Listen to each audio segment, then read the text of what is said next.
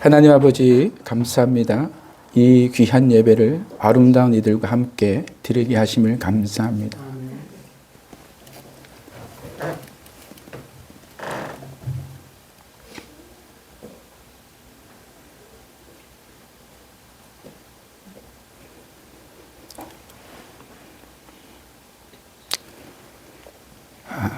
주님이 주인공이십니다. 아버지께서 하셨고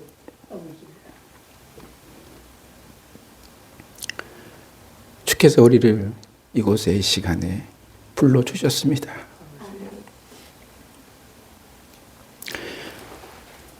오직 아버지 하나님 영광을 받으시옵소서.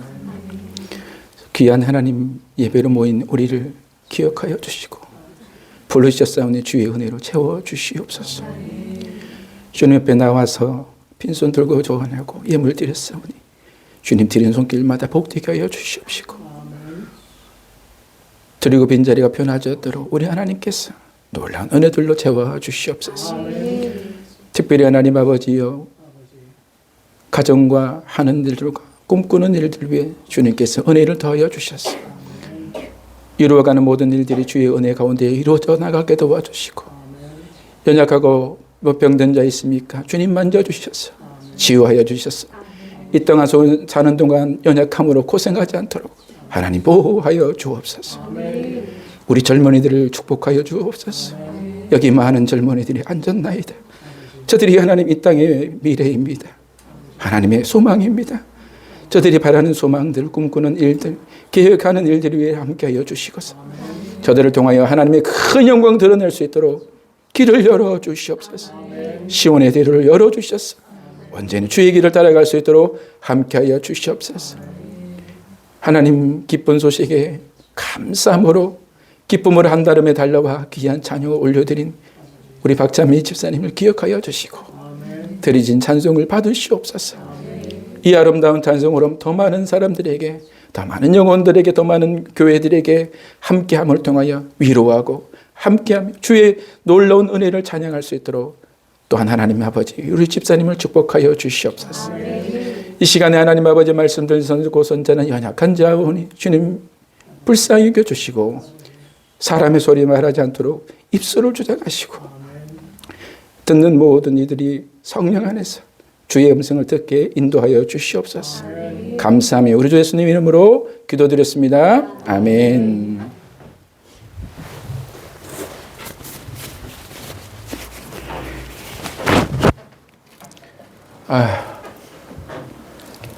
네. 놀랍네요. 그죠? 너무 하나님께 우리 영광의 박수합니다. 너무 감사합니다. 너무 귀한 날이죠. 귀할 정도가 아니라 정말 신비로운 날입니다. 네. 하나님께서 어떻게 오늘 이렇게 딱 맞춰서 모든 것을 마치 세팅해 놓으듯이 그렇게 하셨는지 참 놀랍습니다. 제가 한 것이 사실 하나도 없고요. 그리고 누구에게 오셔달라 부탁하는 것도 없었습니다.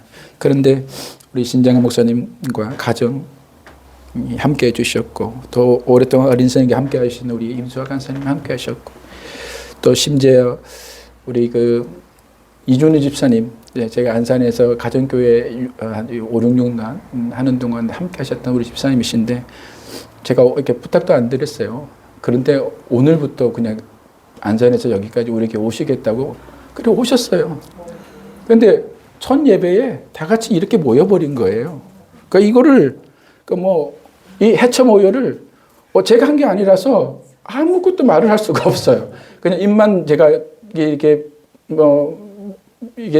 뻥하니 열려질 뿐이고 놀라울 따름입니다. 근데 그 시작에 우리 박찬미 집사님 오셔서 제가 오늘 사실 설교할 내용이었거든요.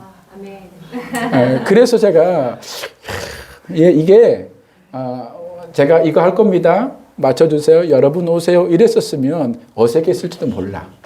그런데 이걸 하나님께서 싹 해놓으셨으니까 그냥 놀라울 따름이에요. 우리 하나님의 그 일하심이 얼마나 놀라운지. 네. 우리 하나님께. 그래서 자꾸 기쁨의 눈물이 나. 여러분 좀 이해해 주시길 바랍니다.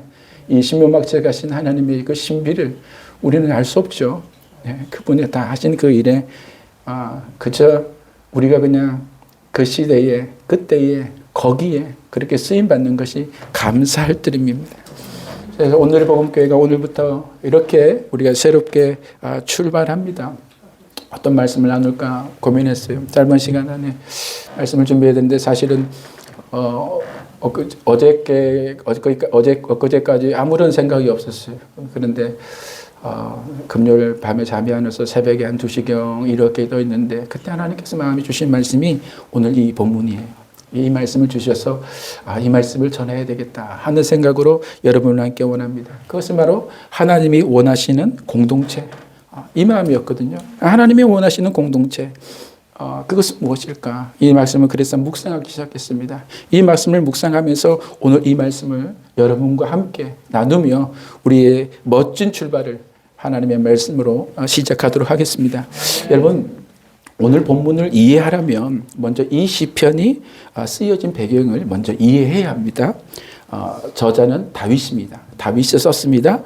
근데 문제 중요한 건 언제 썼냐는 거예요. 언제 이 시편이 쓰여졌냐는 겁니다. 사울 왕이 죽고요. 다윗이 먼저 남쪽 유다의 이제 왕으로 추대가 되죠. 그렇게 7년간 반쪽짜리 왕으로 이제 그 자리에 서게 됩니다. 그러나 그 나머지의 이스라엘은 여전히 사울의 후손인 이세보셋이 왕위를 이어가고 있었습니다. 그가 통치하고 있는 동안에 그들의 입장에서 보면 다윗이 어떤 사람이었을까라는 게 중요한 거예요. 그들이 보았을 때 다윗은 반역자예요. 왕권을 탈취하려는 나쁜 사람인 거예요. 그러니까 가만히 놔둬도 되겠어요? 안 되죠. 반드시 그를 제거하고 다시 그 땅을 되찾아 와야 되는 사명이 있는 거잖아요. 그래서 계속 전쟁이 붙어요. 계속 싸움이 일어나요. 그들과 계속 이 7년간의 싸움이 이어져 가게 됩니다. 근데 여러분 보세요. 이스라엘이 어떤 사람입니까? 이렇게 나누어지기 이전에 이스라엘은 그들은 한 민족이고 한 민족을 넘어서 한 형제입니다. 한 혈통에서 난 자들 아닙니까? 그 12지파 모두가 한 조상에서 난 자들 아닙니까? 지금까지 그들은 그렇게 생각하고 살아왔던 거예요. 그런 줄 알았는데 지금 이 나라가 분열로 나눠진 거예요. 그리고 전쟁을 하고 싸우기 시작합니다. 서로 원수가 되었어요. 여러분 아무리 좋은 형제라도요. 싸우기 시작하면 이게 정이 떨어집니다. 그리고 감정이 사라져요. 그러면서 원수가 되어가고 있는 거예요. 여러분 가끔 보면 TV에서 보면 그런 뉴스가 나오잖아요. 돈 문제로 형제가 다투다가 형제가 형제를 죽이고, 그렇죠? 아들이 아버지를 죽이고 아버지가 아들을 죽이는 그런 이야기들, 우리가 믿지도 못할 그런 일들이 이 세상에 벌어지잖아요. 다툼과 싸움이 있으면 여러분 아무리 좋은 감정도 이렇게 아주 무자비한 것으로 변질되고 마는 겁니다. 근데 지금 이스라엘이 마찬가지예요.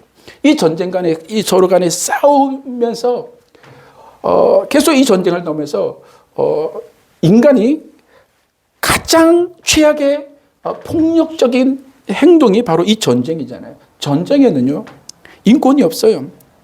인간의 가장 밑바닥을 보여주는 게 전쟁이에요. 가장 잔인하게 죽여야 하고 가장 잔인하게 죽여야 상대가 우리를 겁을 내는 거예요.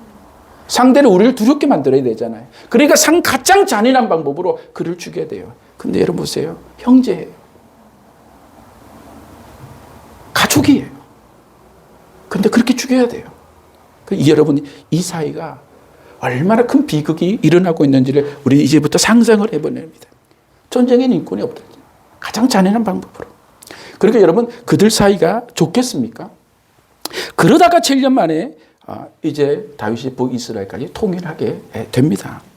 이제 남북이 하나 되었습니다. 한 나라가 되었습니다. 와, 이제 7년 만에 전쟁이 끝나고 우리가 한 나라로 다시 회복되었으니 우리 멋진 사랑으로 나라를 만들어 봅시다. 여러분 이건 우리의 생각이고 그들의 생각을 입장에서 한번 생각을 해보세요. 그 앙금이 가시겠어요? 내 형제를 죽인 놈, 내 아버지를 죽인 놈, 우리의 것을 뺏어간 놈.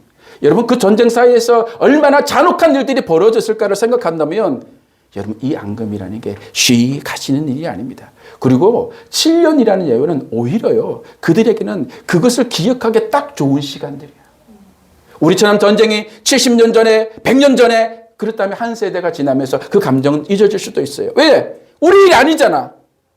그건 역사잖아. 그런데 7년의 기간은 너무나 또렷하게 우리가 기억하는 시간들이야. 그 앙금이 가시질 않아. 그러니 여러분, 그 안에 갈등이 없겠어요? 미움이 없겠어요? 반목이 없겠어요? 분노가 없겠어요? 원수를 갚아야 되겠다는 보복심이 없겠어요? 여전히 그 안에 있는 겁니다. 자, 그 내용이요, 사무엘 하에감 5장에 가면 나와 있어요. 그들의 전쟁이 이후에 다윗이 이제 나라를 통일한 이야기가 사무엘 한 5장에 기록됩니다. 그런데 그 다음에 6장에 나오면 바로 무슨 얘기가 나오냐면은, 우리가 잘 아는 다윗이 법궤를 찾아오는 이야기가 기록되어 있어요. 여러분, 이 지금까지 법궤가 어디 있었냐면, 처음에 블레셋에게 뺏긴 이후부터의 기욤 여아람의 20여 년간에 이것이 방치되어 있었어요. 여러분, 이스라엘에게 법궤는 무엇입니까? 이스라엘에게 법궤는요, 그들의 정체성이에요. 선민사상, 우리가 하나님의 선택받은 백성이라는 이 사상이 그 모든 것에 이 당대에는 이 법궤 안에 담겨져 있었습니다. 왜 그렇습니까? 법궤는 하나님의 임재의 상징이었기 때문에. 그들의 조상은 광야를 걸을 때에도 법궤를 앞세워서 거느렸어요. 법궤를 앞세워서 요단강을 건넜고, 법궤를 앞세워서 여리고와 가나안 땅을 정복해 나갔어요. 법궤가 가면 그 뒤를 따라가고, 법궤가 멈추면 그 줄을 중심으로 해서 그 주변에 진을 치고, 그렇게 진영을 짜고 샀던 사람들이 바로 이스라엘 사람들이에요. 그런데 그 법궤가 오랫동안 방치되고 있었던 거예요. 근데 이 다윗이 그 법궤를 찾아옵니다. 그리고 에브라임과 유다 그 중간에 남과 북이 만나는 그곳에 헤브론 시온에 다윗성을 짓고, 그곳에 법궤를 이제 그곳에 두게 됩니다. 그리고 난 다음에 다윗이 쓴 시가 오늘 시편 133편이에요. 자, 여러분, 이렇게 우리가 이해를 하고 다시 한번 이 시편 133번을 봅시다. 우리 1절 보면 이렇게 나와요. 시작. 보라, 형제가 연합하여 동거함이 어찌 그리 선하고 아름다운고. 여러분 보세요. 전쟁과 7년의 전쟁이 끝나고 난 다음에 말씀드렸듯이 반목과 원수된 마음이 있고 아직도 그 분노가 가시지 않는 그때에 다윗이 그 다음에 쓴 시가 뭐냐면, 법궤를 옮기고 나온 다음에 133편 1절에서 뭐냐면, 보라, 형제가, 이 형제가 누굽니까? 이스라엘 통일된 남북이 하나 되어 있는 지금 그 이스라엘이에요. 그런데 그 형제가 연합하고 동거하는 것이 어찌 그리 선하고 아름다운고, 이렇게 노래하고 있는 겁니다. 여러분, 근데 여러분, 우리가 생각해야 될 것이 이거예요. 어찌 선하고 아름다운고, 이 말은 야, 우리가 선했으면 좋겠어, 아름다웠으면 좋겠어 라며 그렇게 그들을 격려하거나 그들에게 이것을 우리가 그렇게 해보자고 어떤 마음을 독려하거나 그런 말이 아니라, 여러분, 이 본문 그대로를 본다면 이미 이 시인은 이 통일되어서 그 안에서 어우러져 있고 하나 되어서 아름다운 형제의 애를 나누고 있는 그 모습을 보고 있는 겁니다. 그래서 어찌 아름다운 거, 선하고 아름다운 거, 이 말은 그랬으면 좋겠어가 아니라, 내가 보니까 지금 내가 보고 있는데 이 모습이 너무 아름다운 거야. 그 안에 화해가 이루어졌고 사랑이 이루어졌고 통일이 정말로 이루어진 거예요. 그래서 킹 제임스 버전은 이렇게 번역했어요. 얼마나 좋고 얼마나 좋은지라고 그렇게 하고 있는 거예요. 내가 그걸 보니까 너무 좋다, 너무 기쁘다, 이렇게 말합니다. 우리 공동 성경 번역은 이렇게 말해요. 너무 이제 우리말로 이다지도 좋을까, 이다지도 즐거울까, 이렇게 번역을 하고 있어요. 그러니까 그걸 바라보는 게 너무 좋은 거야. 너는 이다지가 너무 좋아. 잘 번역한 것 같아. 그렇죠? 이다지도 좋을까? 기쁨을 감출 수 없는 그 말이 그 이 안에 있는 거예요. 화해가 이루어진 이스라엘, 화해가 이루어진 그 모습을 보면서 너무 좋은 거예요. 그럼 우리 여기서 한번 생각해 봐요. 아니, 목사님, 지금까지 그 전쟁 때문에 싸웠다며요. 그 7년밖에 안 된 그 전쟁 때문에 그 기간 안에 일었던 그런 분노가 끝이지 않았다며요. 그런데 어떻게 그들이 이렇게 아름다운 모습으로 하나가 될 수 있었을까? 예, 바로 이 부분을 여러분에게 얘기하고 싶은 거예요. 어떻게 하나가 되었을까? 그것을 오늘 우리 본문을 자세히 보면 그 안에 다 담겨져 있어. 여러분, 이것이 우리 교회가 나가야 할 모습이고 방향일 줄 믿습니다. 우리는 이걸 보면서 야, 우리 너무 다른데, 너무 서로 다른 사람들인데 어떻게 아름다운 공동체를 만들 수 있을까? 우린 그 안에서 답을 찾아야 돼요. 첫째는 이거예요. 오늘 본문을 보면 연합과 동거입니다. 우리 1절에 나와 있죠. 연합과 동거. 이것이 우리에게 주고 있는 메시지입니다. 우리 먼저 연합을 앞서 동거라는 말을 살펴봅시다. 동거라는 말은 함께 거한다, 함께 산다, 그런 말입니다. 그래서 제가 국어사를 찾아보니까 한 집이나 한 방에 같이 삶이라고 되어 있더라고요. 근데 여러분, 저는 이것이 너무 인문주의적인 해석이야. 뭐 제가 국어사전에게 영적인 해석을 가져와야 된다 말하는 건 아니지만, 그죠? 너무 이제 이 세상의 관점이에요. 그러니까 이 정도는 뭐냐면, 우리 요즘 사람들이 그냥 남녀가 결혼 전에 만나서 같이 사는 것도, 이게 동거야. 그 정도는 말은 맞아. 그죠? 한 집이나 한 방에 같이 사는 거 동거라니까 그렇게 해석은 될 수 있어요. 그러나요, 지금 성경에서 말하고 있는 동거는 그 동거가 아니에요. 그 말을 하고 있는 게 아니에요. 단지 한 공간에 같이 사는 것을 의미하는 것이 아닙니다. 이 동거는 뭐냐면 삶을 공유하는 거예요. 생각을 공유하는 거예요. 모든 가치를 공유하면서 그 안에 영적인 결합까지 이루어진 공유를 말하는 거예요. 이것이 그 안에 거하면서 그들이 같이 가는 거예요. 그런데 그보다 확장한 개념이 뭐냐면 바로 이 연합이라는 말이에요. 이제 여러분, 이 연합이 모든 걸 품고 있습니다. 우리말로 연합이라 번역된 이 히브리 말은 이 야하드라는 말입니다. 근데 이 말의 뜻이 뭐냐면 하나됨, 그 다음에 연결됨. 연결해보면 그냥 하나 되어 서로 연결되어 있다는 겁니다. 그러니까 한 집에 살면서 여러분, 뭐 기숙사 같은 데 보면 한 집에 한 방에 살잖아. 눈 뜨면 같이 사니까 이거 동거는 맞아. 그런데 성경이 말하는 동거와 연합은 뭐냐면 그들이 아침에서 아이고 안녕히 잘 주무셨어요 인사하는 그런 정도의 동거가 아니라 그 사람과 내가 서로 삶으로 연결되었고 매우 친밀하고 매우 밀접하고 한 가족이며 하나의 운명 공동체로 연결되어 있는 것을 말하고 있는 거예요.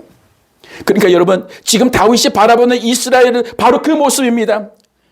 바로 이스라엘의 지금 그 동거와 연합은 그저 우리가 화해하자, 용서하자, 그냥 우리 과거를 잊어버리자 하는 정도의 목적이 아니라 정말로 그 속에는 진실로 우리가 한 형제의 됨을 이해하고 모든 과거에 이런 것을 뛰어넘는 초월적인 그런 연합이 이루어지고 있다는 것을 말하고 있는 겁니다.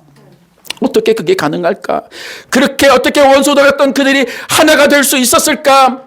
여러분, 이스라엘이 독특한 운명 공동체라는 것을 우리가 이해하면 쉽습니다. 그들은 한 조상, 한 혈통의 형제들이고 또한 그들은 신앙 공동체이기 때문에 그것이 가능했습니다.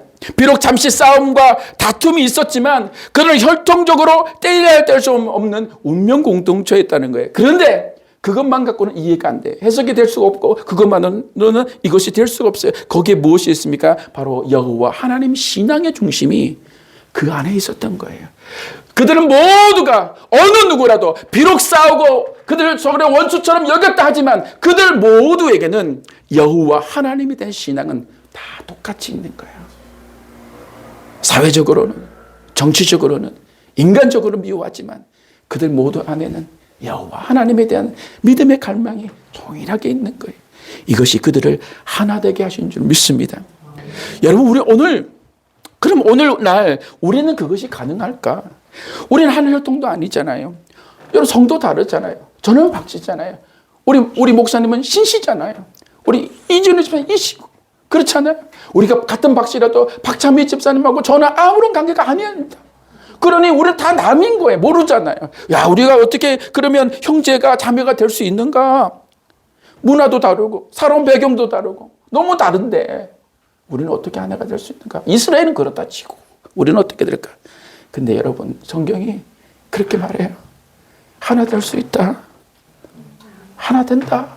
아니 너희는 하나다. 하나님 어떻게 해요? 너희가 아버지가 몇 분이니? 한 분 하나님. 저도 하나님을 아버지라 부르고 우리 목사님도 하나님을 아버지라 부르고 우리 제사부님도 하나님을 아버지라 부르고 우리 형국 형제도 하나님을 아버지라 부르고 다 부르잖아요. 그리고 우리가 또 뭐라? 예수 그리스도 안에서 뭐라 그래요? 한 형제라잖아. 우리 예성 형제 나한테 형제님 불러도 돼요. 괜찮아요? 왜? 형제니까. 그리스도 안에서는 모두가 형제 자매이니까. 여러분 그것이 누구에 의해서 가능합니까? 하나님의 은혜 안에서. 우리가 다 십자가의 은혜 안에서 그렇게 주님께서 우리를 다 한 가족으로 하나님께서 우리를 다 품어주신 줄 믿습니다. 여러분 그 사실 그 모델이 바로 누구냐면 하나님 자신이에요. 하나님 자신이 그 모델로서 우리에게 보여주셨어요. 여러분 성부와 성자와 성령 하나님의 우리가 뭐라고 그럽니까? 삼위일체 하나님이라 그러잖아요. 여러분 삼위일체가 바로 그 모델이에요. 기독교 교리에서 가장 어려운 교리 삼위일체 교리. 그러나 그 가장 중요한 교리가 뭡니까? 삼위일체 교리죠. 이걸 말하려면 시간이 많이 걸려요. 그래서 여러분 이것은 다음에 여러분 다시 한번 이야기할 기회가 있을 거라 생각하고 여러분 한 가지만 기억하면 되고 삼위일체는 뭐냐? 이렇게 말을 생각합니다. 다르면서도 하나이다. 이게 삼위일체의 아주 본질적인 내용인 줄 믿습니다. 여러분 성부도 성자도 성령도 각각의 다른 위격을 가지신 거예요. 위격을 쉬운 말로 하면 각각의 인격을 가지신 거예요. 다르신 분이에요. 어떤 사람들이 이렇게 얘기해요. 한 분이 어떨 때는 아버지로 나타났다가 어떤 아들 예수님을 나타났다가 어떤 때는 성령님을 나타났다 이렇게 말해요. 이거는 이단이에요. 이미 오래전에 교회는 그걸 양태론이라고 해서 이단으로 여러분 규정하고 있어요. 아니에요. 한 분이 어느 날은 가면을 이렇게 입었다가 저렇게 나타났다가 오늘 나는 성령이야, 오늘 나는 예수야 이렇게 하지 않는다는 거예요. 정말로 각각의 위격을 가진 다른 분이에요. 그런데 이분들이 본질적으로 하나신 것이 이게 성령이 이것이 삼위일체 이론이에요. 그러니까 우리는 삼위일체의 개념을 이해하기가 굉장히 어려워요. 왜 어려웁니까? 이 세상에는 없는 개념이기 때문이에요. 이 세상에는 그 개념이 존재하질 않아. 여러분 서로 완벽한 존중과 완벽한 사랑과 완벽한 일체와 완벽한 연합이 이루어진 그 모습이 이 세상은 존재하지 않아요. 세상은 기회만 되면 어떻게 돼요? 자기가 주인공이 돼야 돼요. 자기가 주인공이 아니면 모든 걸 다 엎고라도 가야 돼요. 특히 한국 사람들이 그렇잖아요. 조금만 무시당하면 못 참잖아. 내가 배제된 것 같다면 여러분 화가 못 참잖아. 다른 한국 사람은 정도 많고 사랑도 많고 외국 사람들에게 요즘은 보니까 유튜브 보니까 계속 그게 뜨더만. 그래서 막 표현을 해요. 그런데 한국 사람 이면에 있는 게 있잖아요. 자존심 건들면 절대 못 참잖아요. 왜 그렇습니까? 나라는 자신이 너무 강하잖아. 그리고 얼마나 자기 자신이 주인공이 되려는지 싸움할지 몰라요. 인정받아야 되고. 그리고 자기 생각이 옳다고 자기 생각이 무시되는 것도 못 참잖아요. 여러분 그게 안 되면 싸우고 분열하는 것이 바로 우리 인간이고 우리의 삶, 우리의 모습이에요. 목사인 저도 다르지 않아요. 저도 연약한 사람이에요. 찔러보면 그것이 나오는 사람이에요. 근데 삼위일체 하나님은 그게 아니야. 서로 완전한 사랑과 존중으로 그렇게 대하십니다. 그래서 예수님도요. 요한복음 5집 30절에 보면 뭐라고 말씀하시면 나는 나의 뜻으로 하지 않고 나를 보내신 이의 뜻대로 한다. 예수님조차도 그분의 인격을 가지시고 그분의 생각을 가지시고 그분의 마음을 가지셨지만 그러나 그것이 자신의 생각으로 이 땅에 오셔서 아무렇게 사역하신 게 아니라 보내신 이의 생각을 따라서 보내신 이의 뜻을 따라서 그것을 말하고 이루어지는 것이 내 일이다 말씀하시잖아요. 예수님이 로봇처럼 행동했어서 그럴 게 아니에요. 그는 완전한 그 자신의 인격을 가지신 분이 그러나 아버지의 뜻에 맞추시는 거예요. 요한복음 15장 26절에도 이렇게 말이죠. 진리의 성령이 오실 때에 그가 나를 증거할 것이요 그랬습니다. 성령이 오셨으면 그 사역을 펼치시면 되잖아요. 그런데 성령이 오셨을 때 뭐 하신다고요? 그가 예수를 증거하신다는 거예요. 자신의 뜻을 아는 게 아니에요. 하나님의 생각, 하나님의 마음을 나타내고 증거하신다는 거예요. 여러분, 아버지는 아들을 사랑하고 아들은 아버지를 존중하고 성령은 그 모든 뜻을 행하심으로써 완벽한 조화를 이루고 계신 게 바로 삼위일체 하나님의 모습인 줄 믿습니다. 여러분, 이것이 지금 하나님께서 우리에게 보여주시면서 말하는 게 뭐냐면, 교회는 바로 이 모습으로 가야 된다. 교회 공동체는 바로 삼위일체 하나님을 모델로 한 모형이 되어야 된다고 말씀하고 있는 거예요. 교회에서 여러분 안 싸우려면 뭘 하면 됩니까? 내 뜻 아니고요, 하나님의 뜻을 구하면 됩니다. 예수님처럼, 성령님처럼 아버지의 뜻을 구하고 그 안에서 참된 하나님의 뜻이 무엇인지를 우리가 생각하면 되는 거예요. 내 생각으로 교회하는 거 아니고, 내 생각으로 서로 여러분 무엇이 옳다고 하면서 싸우는 게 아니라, 우리가 생각은 다른다 할지라도 결론은 어디에 모여져야 됩니까? 결국 하나님의 말씀으로, 하나님의 뜻 앞으로 우리가 모여야 될 줄 믿습니다. 욕심나죠. 그리고 내가 뭔가 내 생각하는 그것이 옳다고 생각되기도 하죠. 그러나 그런다 할지라도 서로가 다르다면, 서로가 다르고 뭔가 갈등이 이루고 있다면 우리가 조용히 생각해야 될 것은, 그러면 우리의 하나님의 뜻은 무엇인가를 묻는 그것입니다. 우리가 이런 서로 마음을 이해하고 있다면 여러분, 우리가 공동체가 비록 연약하지만 아름답게 세워져 나갈 줄 믿습니다. 여러분, 갈등도 생기겠죠. 너무 우리는 다르니까 그때에 우리가 하나님의 사랑을 이해합니다.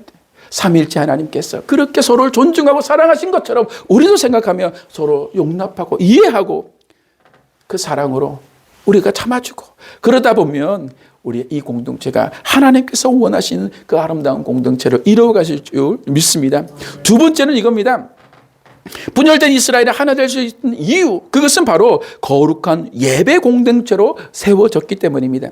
제 생각엔 여러분, 사실 이것이 가장 큰 원리라고 생각됩니다. 삼위일체 하나님처럼 되기는 우리가 쉽지는 않아요. 너무 다르니까. 애를 써도 분명히 여러분, 우리가 사람이기 때문에 시험과 도전이 찾아오게 됩니다. 근데 그때 우리가 해야 할 일이 무엇일까? 서로 우리가 그냥 싸우지 말고 대화합시다 라고 하면 될까요? 싸우지 말고 대화합시다 라고 하면 될까요? 물론 대화가 더 필요합니다. 그런데요, 가장 먼저 해야 될 것은 예배입니다. 대화로요 풀어간다 하다 보면 그 대화만 있으면 대화가 더 큰 화를 부를 수도 있어요. 꺾이지 않는데 대화가 무슨 소용이 있어? 그렇지 않습니까? 용서하고 받아들이고 이해하고 포용하고 수용할 마음이 없는데 대화가 무슨 소용이 있어요? 사실 그 대화는 내 뜻을 더 각기시키고 내가 그것을 더 우기기 위한 대화가 될 수도 있다는 거예요. 그런데 예배는 달라요. 예배는 달라요. 예배는 내 모든 생각을 내려놓고 하나님의 생각이 우리 가운데 임하기를 구하는 것이 예배인 줄 믿습니다. 그럼 여러분, 하나님의 생각이, 하나님의 뜻이 우리 가운데 있다면 여러분, 우리 자신이 무엇이 그렇게 중요하겠습니까?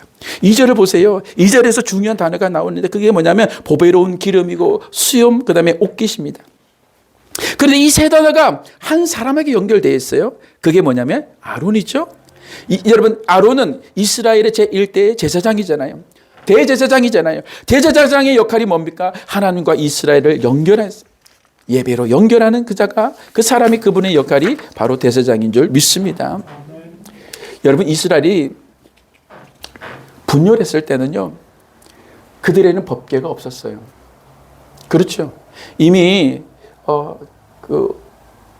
사울 왕이 되었을 때는 법궤는 이미 잃어버린 때였어요. 방치되어 있었어요. 사울은 그것을 중요하게 생각하지 않았습니다. 그리고 찾으려 하지도 않았습니다. 그런데 참 이상하죠? 그때 이스라엘이 분열했어요. 그때 분열한 이스라엘이 싸웠어요. 전쟁이 일어났어요. 반목했어요. 그런데 다윗은 왕이가 되면서 그것을 사모했습니다. 찾았습니다. 그리고 또 찾았습니다. 그러던 중에, 그것을 찾아서 옮겨오던 중에 우사가 죽는 일이 발생하면서 다윗에게 시련이 찾아왔죠. 좌절도 겪었습니다. 그런데 잠시 머뭇거림은 있었지만 다윗은 그것을 포기하지 않았습니다. 그리고 그것을 옮겨왔을 때에 다윗은 그것이 너무 신이 나서 하나님을 예배하고 흥에 겨워서 자기를 주체하지 못하고 춤을 시작했어요. 신나게 얼마나 예배하며 춤을 췄던지 그 모습이 어떻게 됐어요? 성경에 보면 옷이 다 벗겨져도 부끄러움을 모른 채 그렇게 춤을 추고 있었고 너무 즐거워하고 있었어요. 그런데 여러분 생각해 봅시다. 그것을 바라보고 있는 이스라엘 사람 백성들, 지금 통일된 이스라엘이 남과 유다의 모든 백성들이 다윗이 그 법궤를 찾아오면서 신이 나서 하나님을 예배하고 찬양하고 기쁨으로 막 뛰고 있는 그 모습을 보면서 이스라엘이 보면서 뭐라고 생각했을까요? 에이, 저 미친놈, 그렇게 했을까요? 여러분, 때로는 그렇게 생각하는 사람도 있었는지 모르겠지만 그 모습을 보면서 그들 안에 생긴 것이 무엇일까? 하나님을 예배하고자 하는 그들의 마음속에 있었던 그 예배의 마음이, 그 예배의 모습이 그들의 마음을 함께 동요하지는 않았을까? 그래, 우리가 원수되고 서로 싸우고 이런 느낌 했지만, 그래, 하나님 안에서 예배로 안에서 모여지면, 아니야, 하나님이 우린 모두의 하나님이시고 우리 모두를 여기까지 인도하시고 우리 모두를 만드신 이가 하나님이시고 우리에게 이스라엘의 이름을 주신 이가 하나님이시고, 그러니 저도 원수처럼 싸웠지만 내 형제요, 내 부모와 내 형제가 저들로 인해서 고통을 당하게 됐지만 그래도 저들도 또한 내 형제라는 것을 이해하지 않았을까요? 그때에 어때서요? 다윗이 춤을 추고 예배하고 찬양하는 그 모습 속에 그 모든 어우르는 여러분 그 마음이 들지는 않았을까요? 물론 여러분 그것 때문에 그들이 하나 되었다는 해석은 어찌 보면 지나친 해석일지 모르겠습니다. 인정합니다. 그러나 그 때문은 아닐지 몰라도 그것이 매우 인상적이었던 것은 분명합니다. 그러니까 사무엘 여러분 하고 6장에 보면 이것을 자세히 기록하고 있잖아요. 그리고 또 하나 있어요. 그 기록 그 후에 쓴 시가 우리가 133편이라고 말씀했었는데 그 33편의 이전에 이렇게 쓰고 있잖아요. 머리에 있는 보배로운 기름이 수염 곧 아론의 수염에 흘렀어 그의 옷깃까지 내림같고, 바로 하나님의 예배하는 대제사장 가운데에 임하시는 하나님의 놀라운 임재를 이렇게 묘사하고 있는 거 아니에요? 이렇게 실어 묘사하고 있는 게 아니에요? 바로 우리가 하나 될 수 있었던 건, 형제가 연합하고 동거하는 그 모습은 바로 예배하는 그 모습 속에서 우리가 발견되어야 된다고 그렇게 고백하고 있는 거 아닌가요? 여러분, 그렇게 발견될 수 있는 거예요. 그렇기 때문에 이 시편을 쓸 수가 있었던 거고 이렇게 노래하고 찬양할 수 있었던 거예요. 그래서 저는 믿습니다. 여러분, 거룩한 예배는 모든 것을 치유할 줄 믿습니다. 거룩한 예배는 모든 사람을 하나로 만들 줄 믿습니다. 그래서 우리는 말하고 싶으면 말 먼저 하지 말고 예배 먼저 합시다. 그러다 보면 하나님이 임재하시는 하나님 앞에서 용서할 수 없던 것을 용서하고 이해할 수 없던 것을 이해하며 받아들일 수 없던 것들을 받아들이는 놀라운 공동체로 우리가 세워져 갈 줄 믿습니다.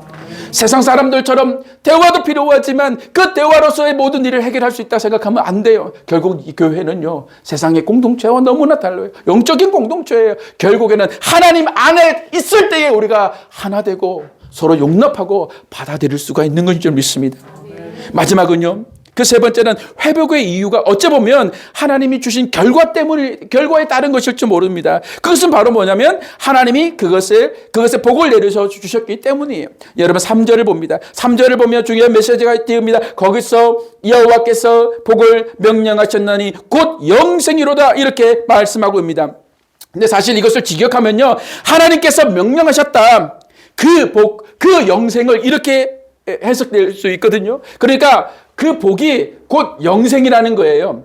그 영생의 복을 하나님께서 그렇게 허락하셨다 이렇게 말을 하는 겁니다. 여러분, 이스라엘의 공동체 나가서 이것은 영적인 이스라엘 우리 모두 믿음의 자손들에게, 그리고 그리스도 안에서 아름다운 공동체 안에 주어진 복인 줄 믿습니다. 이 영생의 복이 우리 안에 있는 거예요. 그러니까 이것은 세상에 존재하는 복이 아니잖아요. 오직 교회 안에만 있는 복이잖아요. 그래서 그 복을 하나님께서 우리에게 주실 것을 약속하고 있는 것입니다. 그래서 여러분, 왜 우리가 희생과 수고를 감수하고도 이 공동체를 시작해야 합니까? 왜 우리가 여러분 이 험한 길을 가야 함자고 함께 모여들었습니까?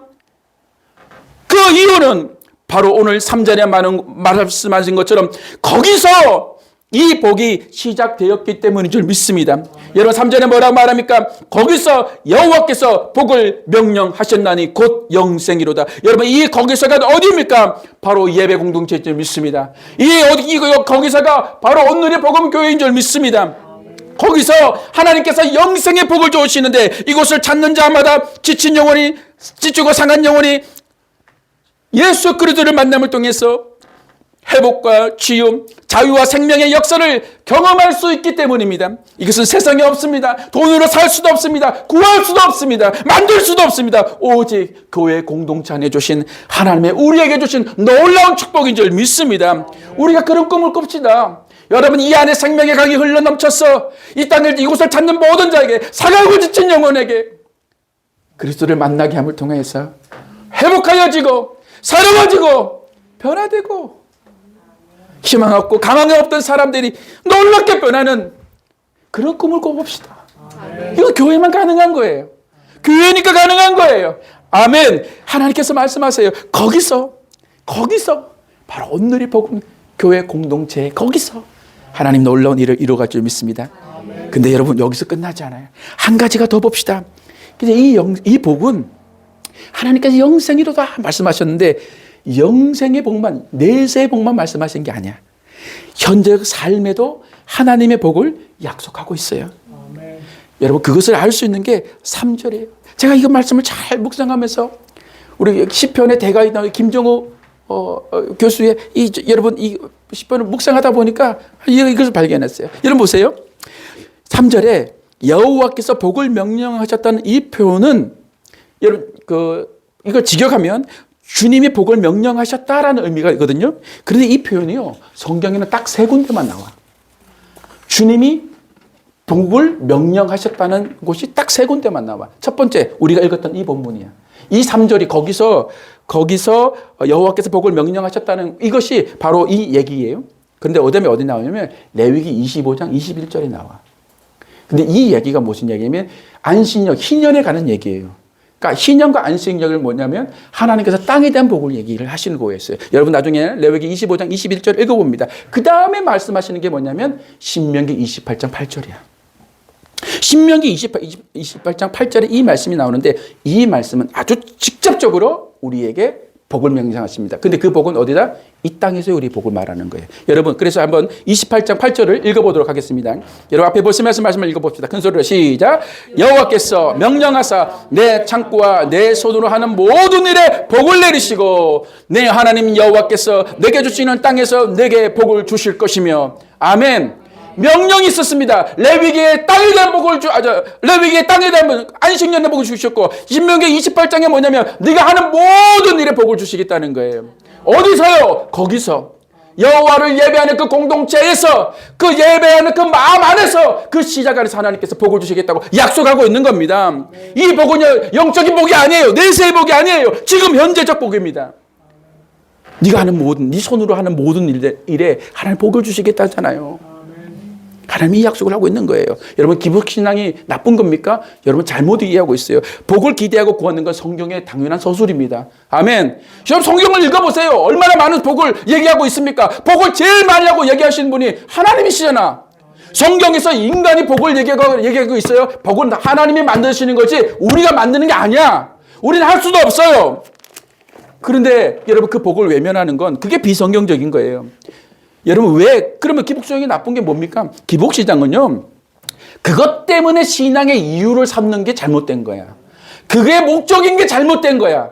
그런데 하나님께서 우리에게 복을 주시는 분임을 믿는 것은 지극히 성경적인 줄 믿습니다. 그리고 그분이 주실 하나님이고 창조주이시며 우리의 삶의 주권자이신 걸 믿는 것은 당연한 성경의 믿음인 줄 믿습니다. 우리가 이 믿음 가져야죠. 하나님 약속하셨잖아요. 신명기 28장 8절에 말씀하셨잖아요.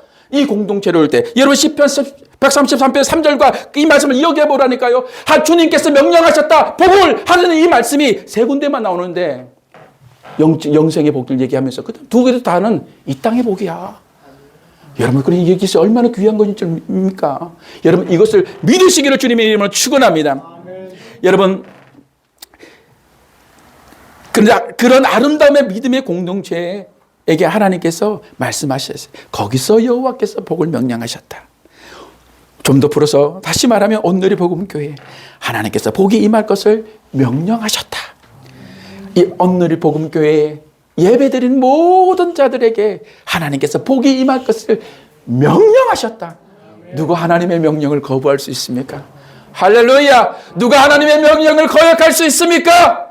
누가 하나님의 명령을 단절시킬 수 있습니까? 창조주 하나님께서 하신다면 하신 줄 믿습니다. 아멘. 우리는 이것을 믿읍시다. 이것을 소망합시다. 여러분, 이것을 꿈꾸며 나아갑시다. 여러분의 가정에, 여러분의 사업체에, 우리 젊은이들이 하고 있는, 꿈꾸고 있는 모든 일들 위해 하나님께서 이 복을 주실 줄 믿습니다. 그러니 여러분, 우리가 뭐에서 힘써야 됩니까? 연합하고 동거하고 하나 되어서 하나님을 예배하는 아름다운 공동체를 만들어가는 것에 힘씁시다. 신앙의 원리를 앞으로 이것을 잡으면 하나님께서 풀어가실 거예요. 우리가 이것을 믿고 믿음으로 전진을 이뤄내는 아름다운 우리가 되기를 주님의 이름으로 축원합니다. 기도합니다. 하나님 아버지 감사합니다. 아름다운 우리 형제들 자매가 모여 연합하고 동거합니다. 선하고 아름다운